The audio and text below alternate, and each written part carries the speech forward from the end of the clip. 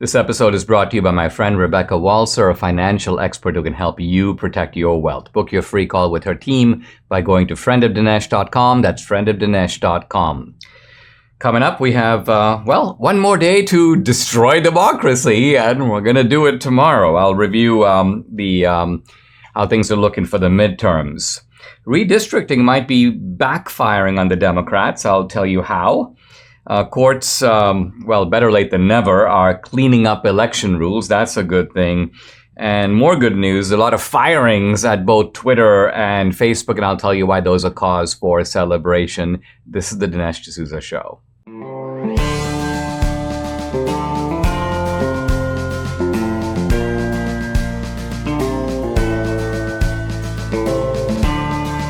America needs this voice.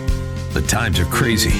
In a time of confusion, division, and lies, we need a brave voice of reason, understanding, and truth. This is the Dinesh D'Souza Podcast.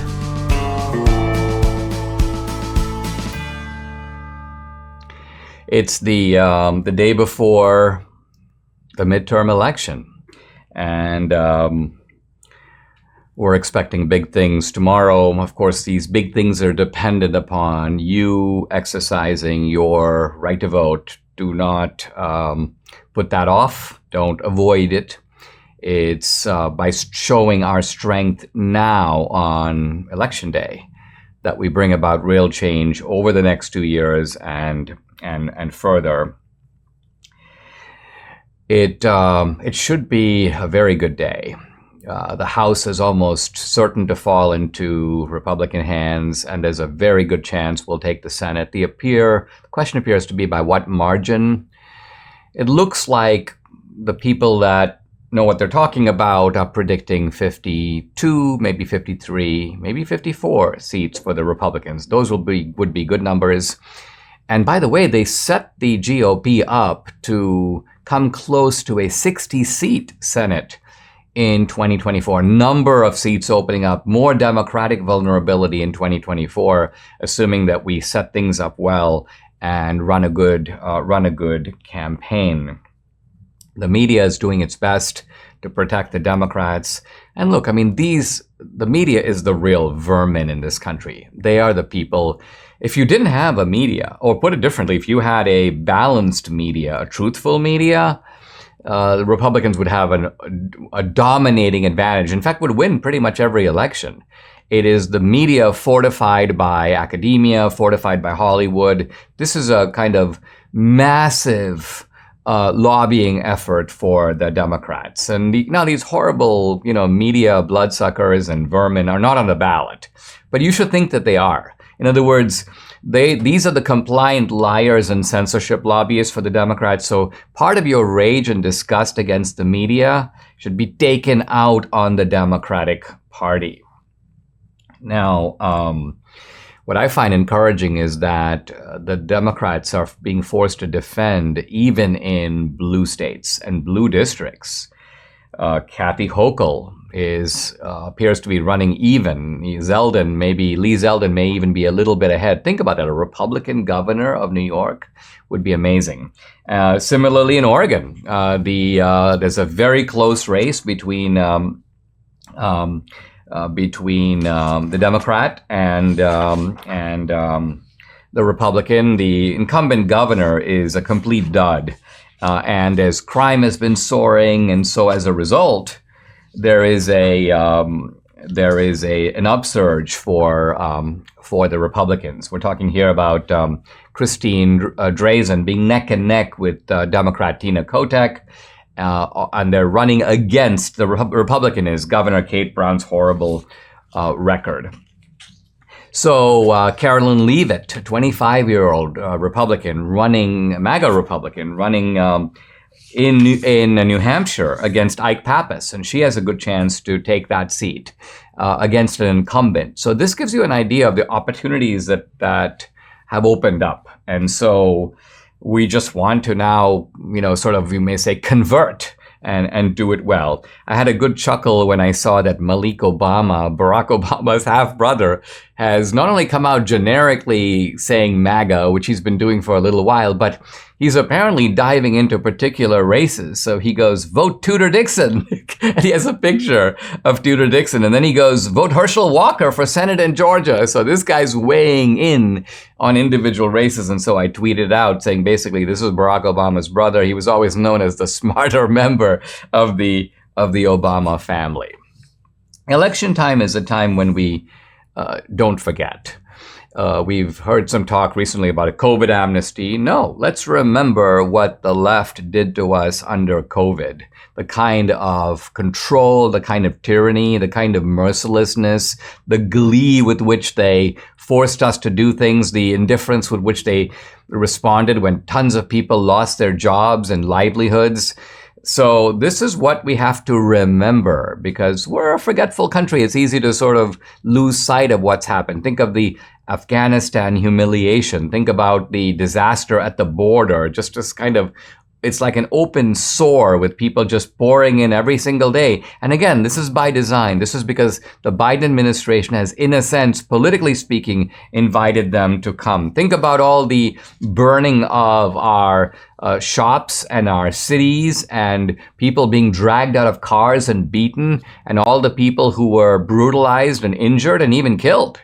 And then on top of that, think about the double standard of justice that the Democrats have consolidated. One in which somebody who, walks into the Capitol for 5 minutes, looks around, takes a couple of photos and walks out, is locked up pre-trial, is in some cases put in solitary, is treated as some kind of enemy of the state. Meanwhile, the real thugs and vandals and burglars and murderers are essentially allowed to go free. I think people are waking up. There's an interesting article in the Wall Street Journal where they say that the GOP, even after 2020, has continued to gain support both among Hispanics and among blacks, specifically among black men. And here's Tony Fabrizio, who conducted this Wall Street Journal survey. I think this could be a paradigm shift election where Republicans are not only making inroads with the Latino vote, but they're making inroads with the African American vote. Let's hope all of this comes to fruition tomorrow and it becomes a day of celebration. Together, we have helped to build MyPillow into the incredible company it is today. And now Mike Lindell, inventor and CEO, wants to give back to my listeners. Right now, MyPillow is offering exclusive offers on the bed sheets, the 6-piece towel set, even offering an extended 60-day money-back guarantee. So orders placed now through December 25th will have an extended money-back guarantee through March 1st. The Giza bed sheets are marked down as low as $29.98. Wow, you're going to get a great night's sleep in those. And the 6-piece towel set, by the way, made with USA cotton, 2 bath towels, 2 hand towels, 2 washcloths, typically retailing at $89.98, but now $39.98 with promo code Dinesh. So limited supply, be sure to order now. Call 800-876-0227. That number, 800-876-0227, or go to mypillow.com. And to get all these discounts, you need to use promo code DINESH, Dinesh. I'm continuing my discussion of the midterms tomorrow. Now, there was a slight kind of detour or deflection from all this in an apparent mini skirmish between Trump and DeSantis, where Trump referred in Pennsylvania, at the rally in Pennsylvania, to DeSantis as de-sanctimonious. And there was a lot of scowling about that from DeSantis supporters on social media, but apparently also some unnamed kind of insiders with DeSantis. And first of all, we don't need any of this during the midterms. Of course, the left tried to amplify all this. Well, this is showing that, bad blood is breaking out. There's probably a little bit of rivalry between those two men. My own view is that they are better and stronger together than they are running against each other. Why? Because really, they're from different generations, and DeSantis's time is coming. And in a way, I think he would be wiser and his chances would be better to run sort of with Trump in 24 and then on his own beyond that. But of course, this is a calculation that he will have to make, and we'll see how all that plays out. Biden, for his part, doubles down on the democracy issue. Democracy is on the ballot. I'm like, if democracy is on the ballot, you know what? Let's get rid of democracy. And what I mean by that is, let's get rid of democracy in the sense that the left means. Their definition of democracy is a one-party state in which one party crushes the other party is denied even legitimacy. So that is a laughable and in fact a self-subverting definition of democracy. In another post, Biden goes, I want to remind us how we felt when Roe v. Wade was overturned. Anger, worry, disbelief. And I'm thinking back, you know what? I think this is exactly the way the Democrats felt when slavery was ended. Anger, worry, disbelief. In other words, we're going to have to do our own work. So what you have here is the ending of a great social evil. In fact, I would argue that the Dobbs decision was as great a civil rights victory as the Brown v. Board of Education decision, perhaps even bigger, because it's not just protecting liberties, it's saving lives. And yet, here's the party of slavery and segregation in a certain predictable vein bemoaning a decision that is going to allow people to actually have choices and live their lives. Now, I'd like to turn to redistricting because something kind of funny is going on. Now, redistricting, of course, and gerrymandering, this is done by both parties. Republicans have done it in Florida and Texas, and Democrats have had a chance and have done it in blue states. Now, in a few cases, courts have intervened and they have sort of blocked or they have limited the redistricting, and that kind of cuts both ways. The redistricting is something that parties are allowed to do, and yet courts exercise some oversight over that process. But there's a very interesting report in Politico, of all places, noting that the Democrats might have redistricted in a way that hurts them, and this is how that occurs. By and large, what the Democrats try to do, of course, is spread out their voters in such a way that they have the best chance of getting the most districts. Now, there are kind of two ways to do that. You can put all the Democrats or heavily concentrate the Democrats in certain districts, and those districts are completely safe.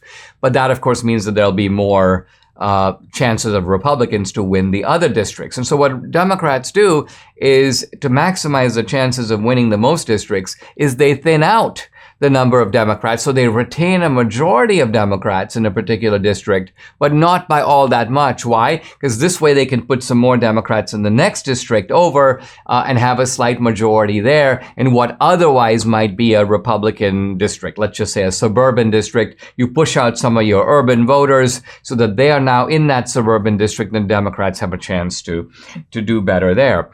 But by creating these districts that are kind of 55-45 or even 60-40 blue, there's a problem.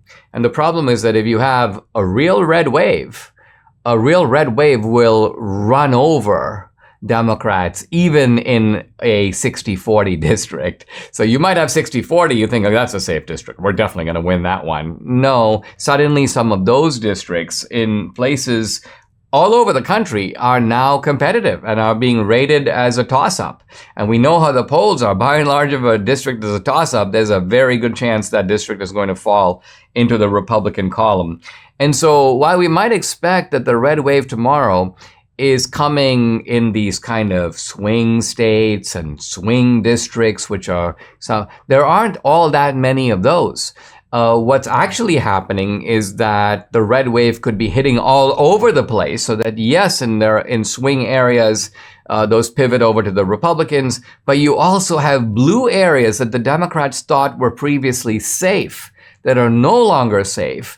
And the Democrats, in drawing their districts in this way, have in a way undercut themselves and will suffer heavier losses than they needed to in the midterm election in 2022. What some of us would do just to be young again, the simple things like climbing stairs, getting in and out of bed, taking a walk, aren't always that simple. Too many aches and pains, but they can be, because now, thankfully, there's a 100% drug-free solution to those aches and pains.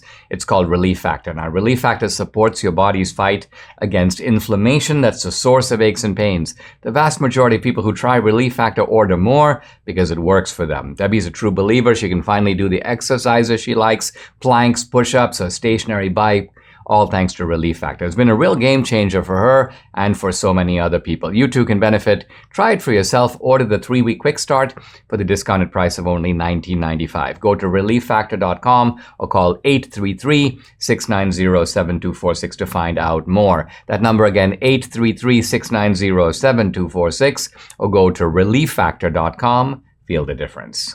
The Biden DHS, now the DHS is the Department of Homeland Security, continues to put out these warnings and bulletins, and I see them in the media to block what they claim are election threats.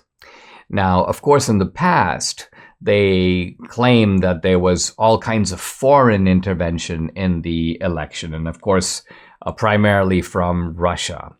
Now, quite frankly, I've never seen evidence of any foreign intervention to a degree that would seem to affect the election. And we know, going back to 2016, that all the claims about Russian collusion with Trump, all nonsense. When you look at the actual evidence, even in the news stories of even Russian intervention, not counting Trump, it would be like, well, the Russians have bought $35,000 worth of ads on Facebook. And I'm thinking, really? Was this even worth bringing up? This is hardly likely to have any impact on anything. But now the DHS claims that the threats to election security come domestically. And they come from who? Well, they come from us. They come from what they call domestic extremists. And while some of this is couched in the language of violence, a lot of it is not. They're worried about election, quote, lies. Well, who gets to decide if something is a lie? I guess they do. Election misinformation. Who gets to decide if something is misinformation? I guess they do. And voter intimidation. Well, what do they mean exactly by intimidation? You see all these news reports about, quote, increasing reports of armed men. And I say to myself, where are these armed men? Let's see them. I've seen a single image on social media of two guys, and I mentioned this before in the podcast, with a truck. And these guys appear to be in fatigues, and supposedly they were armed. Who they were, what they were doing there, how long they were there, unknown. That is the single solitary image that I've seen. I think this particular image was supposedly from Arizona. Where are these, quote, increasing reports? What is the substantiation of those reports? So what's happening here is we're getting claims of a national problem that does not seem to be a national problem. Or to put it differently, there is not one iota of evidence that there is a national problem. And this observation of ballot boxes business, while the Biden administration seems to take the view, you're not allowed to watch the boxes. You're not allowed to record voters approaching the boxes. A judge in Arizona has taken, I think, a very sensible position on this, and essentially what the judge said is, you are allowed to watch the drop boxes. You are allowed to record what happens at the drop boxes. It's just that A, you've got to do it from a safe distance. B, you should not interfere with voters in any way. And I think this is completely reasonable. We don't want to have any confrontations with voters. If you see anything that seems inappropriate, untoward, shenanigans, mules, you know what? Turn on your trusty iPhone, send in the information to the election authorities, and you know what? Post it on social media, because again, these are public acts that are occurring in public space. So there's no reasonable expectation of privacy.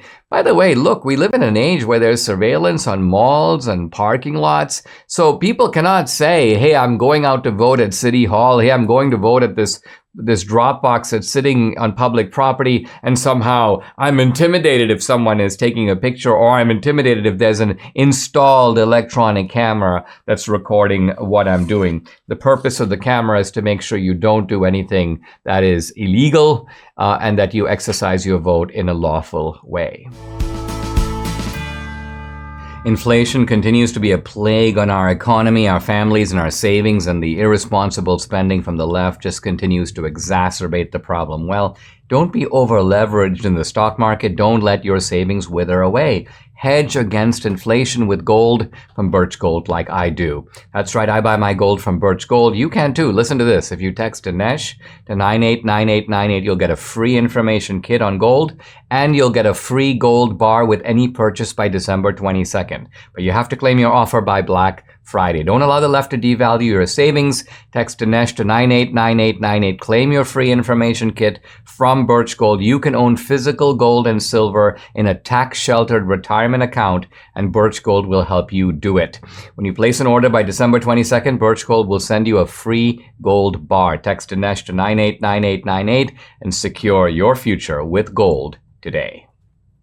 We are getting some progress in the courts on election integrity. The progress is slow. It's a little bit halting. It's 2 steps forward and 1 step back. There was an unfortunate ruling in Michigan a little while ago where the Secretary of State made some very arbitrary rules about poll objections, Republicans being able to bring in their cameras, bring in their phones, and raise objections.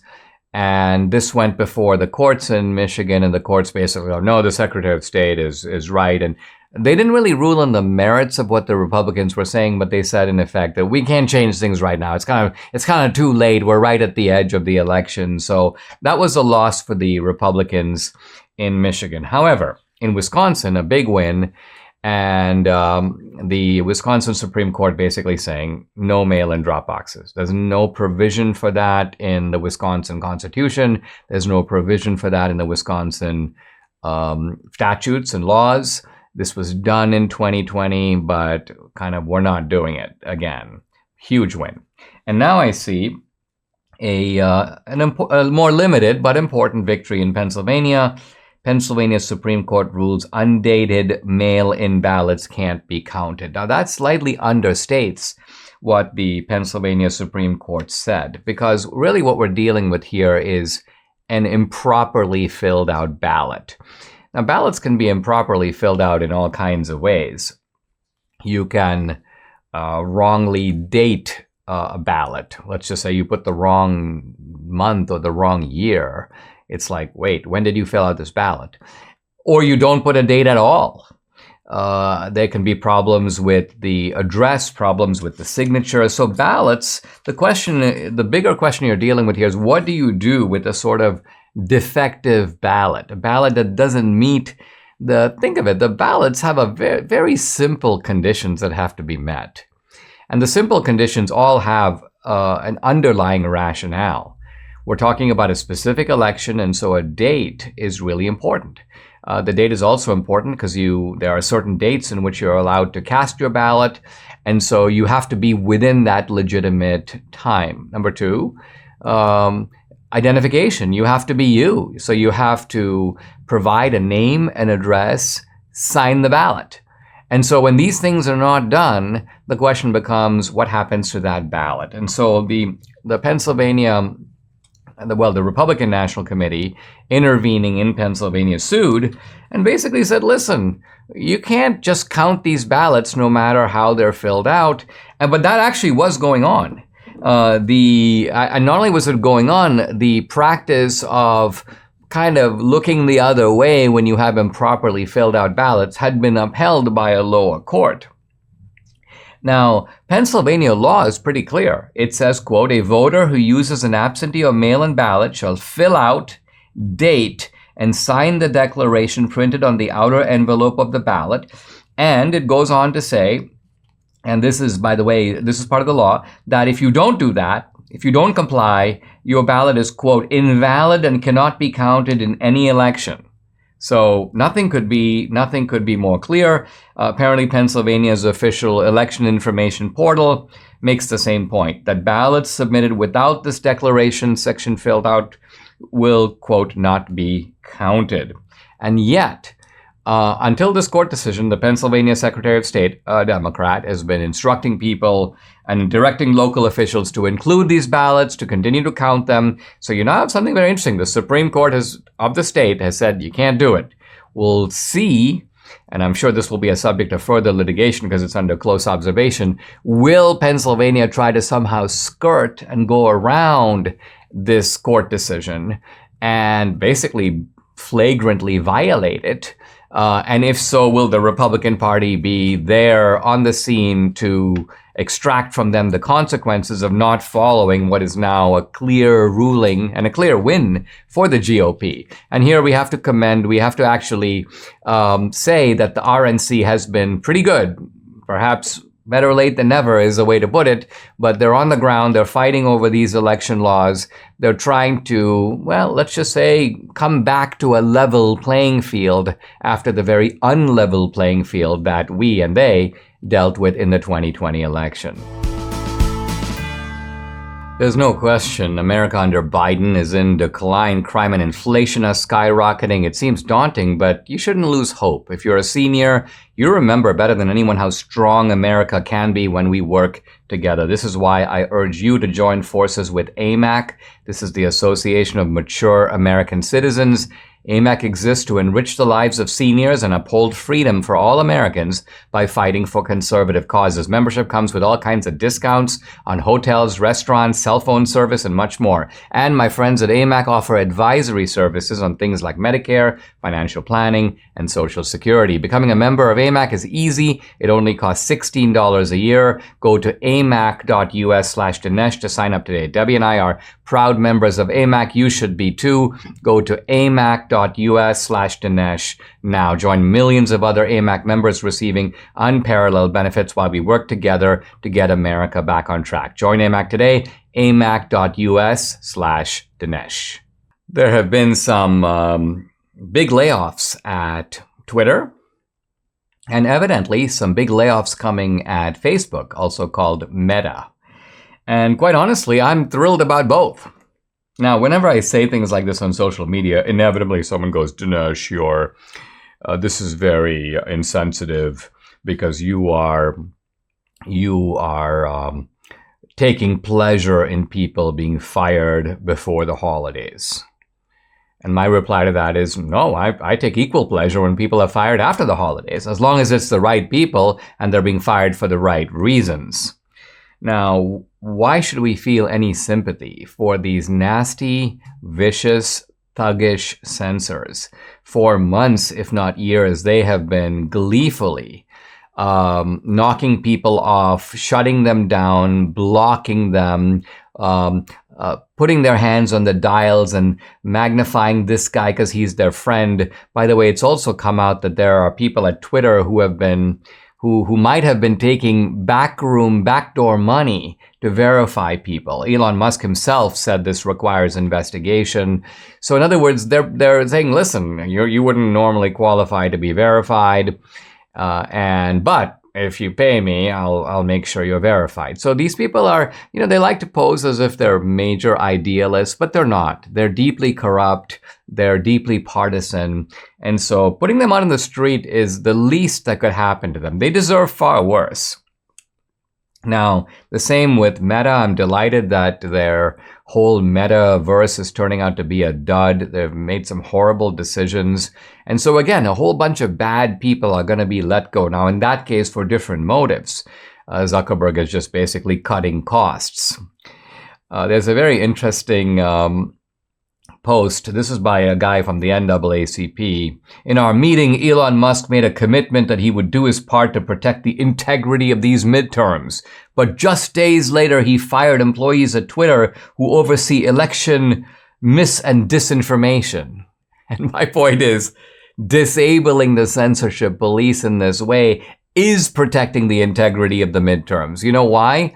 Because in the 2020 election, we had a lopsided situation, an unlevel playing field. Twitter was actually making in-kind contributions to the Democratic Party by shutting down the opponents of the Democrats. So what we want on Twitter is a level playing field. We want free and open debate. That's what's essential for for a genuine and functioning democracy. So Elon Musk is actually helping democracy by dismantling this whole regime of, quote, election monitors. These election monitors are not genuine monitors. I've mentioned before, they're not just going around looking for so-called hate speech so people can feel safe on Twitter. They are going around essentially policing all kinds of information on all the key topics that we're fighting over in this country, that we're arguing about. Topics like COVID, the legitimacy of shutdowns, the question of election integrity, climate change. I mean, if we can't debate these topics, what can we debate? Where is the debate supposed to occur if not over these issues that people genuinely disagree about? And now, when Elon Musk tweeted out, kind of a somewhat enigmatic tweet, Twitter needs to become by far the most accurate source of information about the world. That's our mission. And of course, insofar, the statement itself is a noble mission. The problem comes in with who decides what is accurate information. The defense of free speech is based upon the idea that no one decides, that there are certain things that it's illegal to say, and that's very limited. And otherwise, you allow accurate information to emerge out of the crucible of debate. But here's a journalist, a guy named Kyle Grantham. He's sarcastically saying that Elon Musk wants people to pay him $8 to get a blue check verification, and then they can be, quote, a legitimate source of news. And then he adds, rather than just ensuring all legitimate sources of news are confirmed, and he's talking, of course, about these news organizations and these so-called arbiters of truth. And Elon Musk rightly replies and says, you represent the problem. Journalists who think they are the only source of legitimate information. That's the big lie. And I couldn't agree more, not only because journalists are not the only source of legitimate information, but journalists are actually the biggest liars of them all. In other words, journalists, if you look at the lies that the mainstream journalistic community has put out in the last 5 years, they actually are worse. They're greater in magnitude and more destructive in effect than any lies put out by any QAnon conspiracy theorists, in large part because those lies, although they might reach some ears, the journalistic lies are reaching the most influential people in America and are working together. So you have a kind of, you might almost call it a sort of ecosystem of lies. That is NPR puts out a lie, it's then reinforced by the New York Times, it's reinforced by PBS, and so reinforced by CBS News. And so the lie essentially is like a snowball that continues to gain snow. Happy to see that Kathy Griffin, the so-called comedian, I mean, this is an unfunny comedian. You can't really laugh at her anymore. She used to be kind of funny in the old days when but not anymore. In any event, she was apparently using Elon Musk's name, pretending that she was Elon Musk. Now, if there's one thing that should be stopped, it is identity theft. You can't pretend to be someone else and tweet, quote, in their name. And so, sure enough, Kathy Griffin has been suspended. Now, a lot of people on the left like, I'm going to be leaving Twitter. I'll never be seen on Twitter again. But of course, Kathy Griffin pops right back, now tweeting under her mom's name. And apparently her mom is dead. So she's like, listen, I'm going to tweet in my dead mom's name. So Kathy Griffin is clearly addicted to Twitter, and Elon Musk rightfully just prevents her from her masquerading. Well, she's been masquerading as a comedian for a while now, but she's being prevented from masquerading as Elon Musk.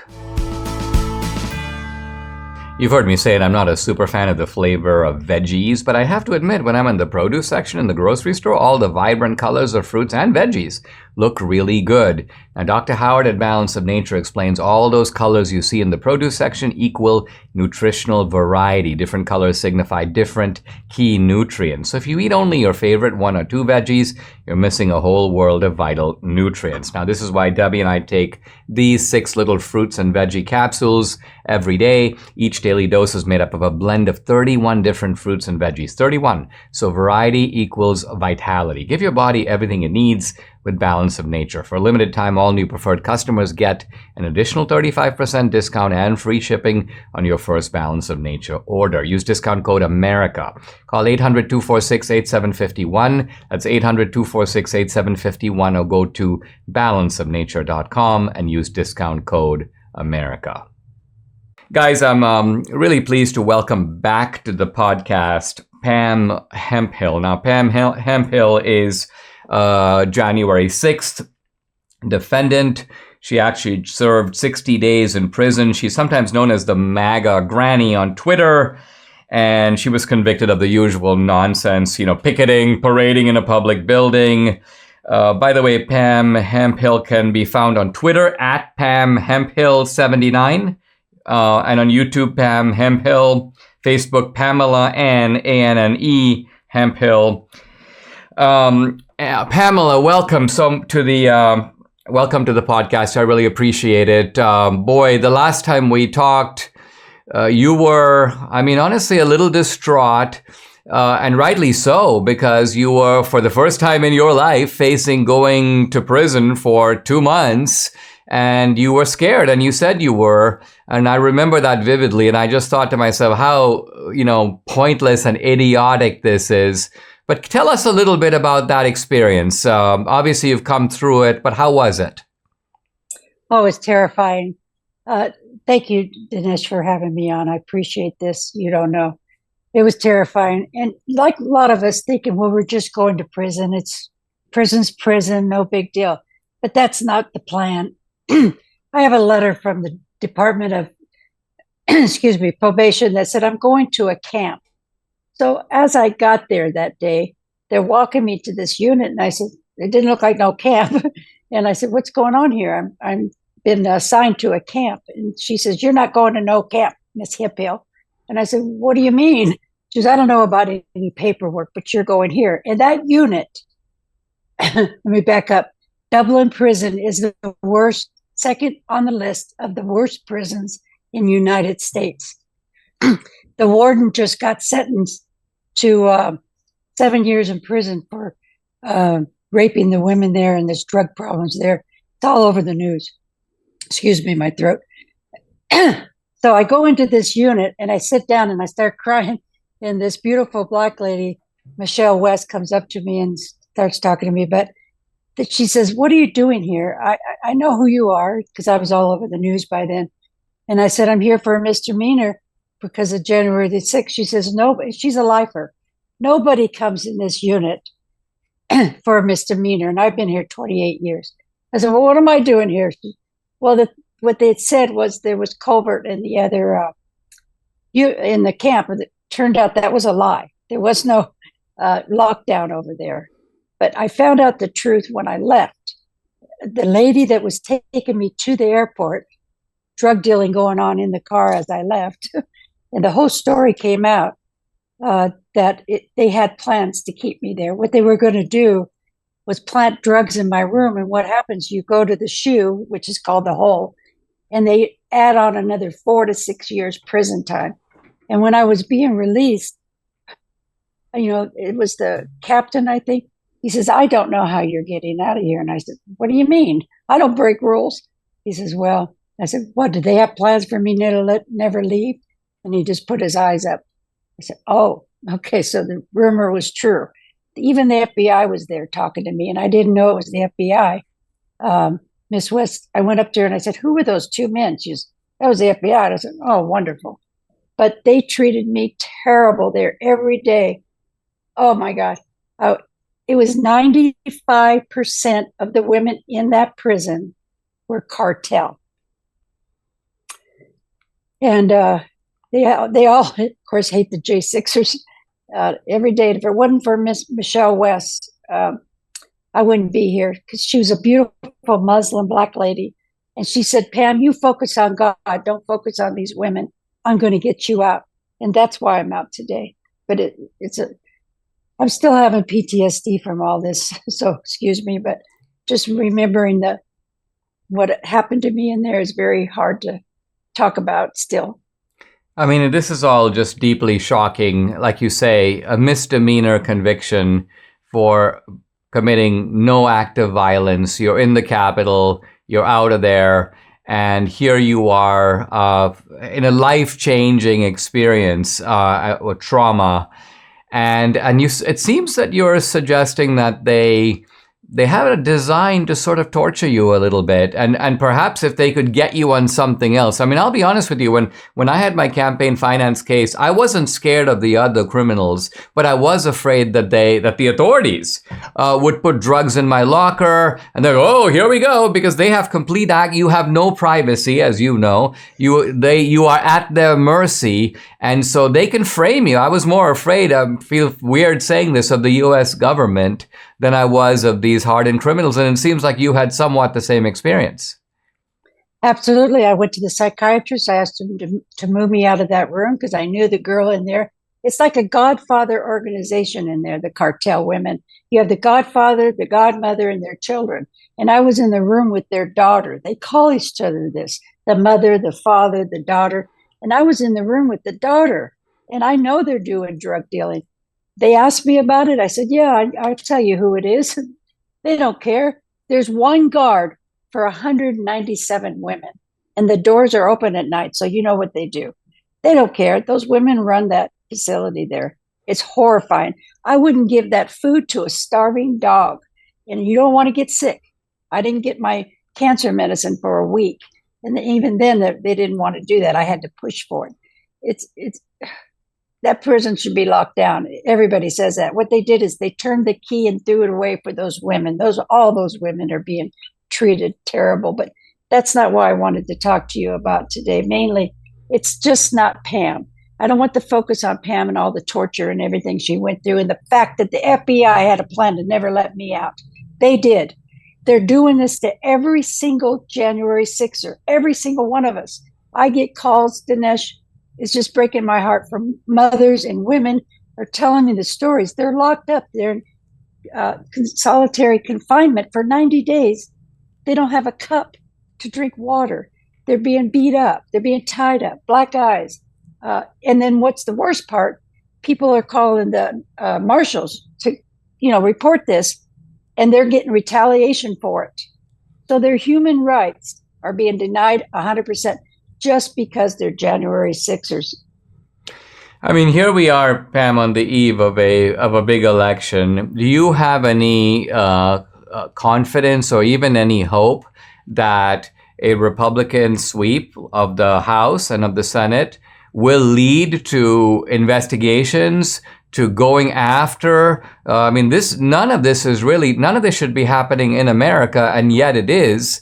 And what is your level of confidence that the GOP can be relied on to act on this? I have 100% confidence. You know why? Because you know why Trump is so well loved and liked? Is because Trump didn't just talk about stuff. Trump went into action, and he is a man of making changes. And this GOP is the same thing. I like to put a shout out for Jim Jordan because he's the best, and get on the phone with him. But yes, I have 100% confidence. They're not going to be able to cheat this time because we're too aware. Our eyes are open. They are liars, and it's an evil people that are in there right now. But the GOP this time, I really believe they're not out there talking, because we're sick of politicians talking. And that's why we are voting for Trump and want Trump to come back in, and these people that are out there right now, because these are people of action. They're not just saying a lot of stuff on the stage, and it's beautiful things that they're saying. But I have faith in these people that they're going to start doing something. Well, that's encouraging to hear. I do think that this will be a more MAGA-fied, if I can use that term, yes. GOP after these midterms. Hey, Pam, really appreciate you coming back on the podcast, and we'll have you back again sometime. Okay, and if people could go to stophate.com, I'd appreciate it, because they have a lot of information on the J6ers. Stophate.com, that's the website. Okay, thank you very much, Pam Hemphill. Thank you. God bless you. I'm going to talk this week about some of the short stories of the Russian writer Mikhail Zoshenko. This is a guy who writes under Soviet communism, and he doesn't argue with it. You'll see his stories don't try to engage in any kind of polemic. They just depict life under Soviet socialism. The argument is sort of baked into the narrative. And typically you have a narrator, and you have to ask the question, is the narrator actually Zoshenko? And it kind of is. But Zoshenko took advantage, by the way, of this narrative device, because whenever he was approached by the Soviet authorities, why are you saying this? He would say, well, that's not me. That's my narrator. He's a crazy guy. He says crazy stuff. So this is the kind of ingenious way that Zoshenko was able to sidestep scrutiny by the authorities in an age of censorship. Obviously, censorship that somewhat resembles what we have today. And you also notice as we talk about the stories that these are stories about ordinary people. And you have to remember that ordinary people were the people in whose name the Russian Revolution was made. Yeah, we're going to be fighting for these ordinary people. We're going to improve the lives of these ordinary people. And Zoshenko says, well, let's see. So this story, as it begins, you have a guy, he's walking on the street and he sees a truck and it's hauling a load of bricks. And he goes, wow, this is really good news. He goes, because they're probably going to be building a house somewhere. And he says there's a massive housing shortage, obviously in the Russian town that he lives in. And he says, yeah, this is, he goes, it's really hard to find an apartment, even a single room not available. So we're getting here at an issue that plagued Soviet socialism for 70 years, which is shortages of food. Here we're talking about the housing shortage. And he goes, maybe they're even going to be building apartments with a bathroom. He goes, that's like a luxury. Now, he says that he's experienced this crisis firsthand. This is the narrator talking. And he goes, I've been trying to get an apartment. And he goes, finally, I found this guy. And the guy goes, listen, I don't have an apartment, but if you really need it, if you're completely destitute, I can set you up in a bathroom. Now, let's remember that in those days, the apartments in the Soviet Union don't have bathrooms. There's like a bathroom down the hallway. So all the apartments are occupied, but this guy gets the bathroom. And the guy goes, it's not so bad. You can kind of manage in the bathroom. There's no window, true, but there is a door. And of course, water is available right there. And so this guy goes, I'm not a fish. I can't live in a bathroom. And the guy goes, well, that's pretty much it. He goes, take it or leave it. So this guy goes, okay, fine. And he says, it was really uncomfortable. I mean, there's hardly any place to sit down. And then after a little while, the guy gets married. So what happens is his wife moves into the bathroom. And after a little while, they have a kid. And the kid lives in the bathroom. And he goes, this was a little bit tough. But he goes, the only silver lining was that, the kid, he goes, we would let the guy sit basically in the bathtub. And he learned to swim. So our kid actually became kind of a good swimmer because of the easy access to the bathroom. But the problem, of course, was that people had to use the bathroom. And so they would be constantly interrupting these guys and coming in the middle of the day and even at night, I got to use the bathroom. So basically they set strict timings for people to use the bathroom. They're like, listen, we're not going to let you in unless you show up between these hours. And of course, those people were unhappy, but too bad. There were 32 people using this bathroom. But then this guy goes, things really got out of hand when my wife's mother wanted to move in because when she moved in, now we have me, we have my wife, we have my kid, we now have my mother-in-law. And then he goes, initially it was all right because she essentially found a small spot behind the water heater. So she wasn't too disruptive to us. But then she goes, I want to bring my other kid. In other words, the wife's brother. And this guy goes, that's too much. I'm out of here. I can't stand this anymore. And so he leaves this town and he goes elsewhere and he says, listen, I found a job. And I found a place to live, and now I send those people money. So evidently, as the story ends, they're all still living, at least his family minus him, in the bathroom. Now, this is intended humorously, but let's notice it's not all that far off from the truth. This actually was living conditions, not just, by the way, in Soviet Russia. These are living conditions you see in a lot of socialist societies. This is the way it is in Cuba. This is the way it is today in Venezuela. And so here you have Zoshenko, and he's just describing. He's sort of a sketch artist, but what he's capturing is the way in which policy has a huge impact on the way ordinary people live. And ordinary people, being as they are, they're survivalists. They can endure a lot. They try to do it with a sense of humor to the best degree they can. But at some point, things become intolerable. And here we're seeing not revolution, but how things become intolerable on the personal level, so that the guy's like, this is too much. I can't take it. I got to get out of here. Subscribe to the Dinesh D'Souza podcast on Apple, Google, and Spotify, or watch on Rumble, YouTube, and salemnow.com.